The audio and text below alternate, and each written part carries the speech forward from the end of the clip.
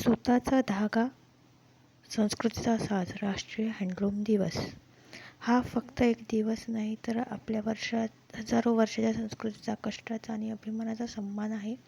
2015 पासून भारत सरकारने हा दिवस स्वदेशी चळवळीच्या स्मरणार्थ साजरा करायला सुरुवात केली. कारण हँडलूम म्हणजे केवळ कापड नाही, ती आपली ओळख आहे. हँडलूम म्हणजे हातमागाचा विणलेला कापड, यंत्र नाही, कारखाना नाही, फक्त विणकराचे 2 हात, एक माग आणि त्याचं मन.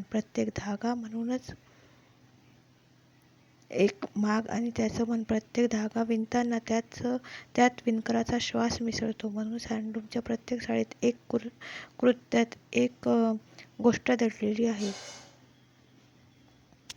हँडलूमची आपली परंपरा विणलेली आहे. लग्न, सण, सवाष्ण सगळीकडे हँडलूम मान पहिला. भारतात लाखो विणकर कुटुंबाचा उदरनिर्वाह हँडलूमवर अवलंबून आहे. हँडलूमला वीज लागत नाही, रसायन लागत नाही, नैसर्गिक रंग वापरले जातात. 100% इको फ्रेंडली आहे.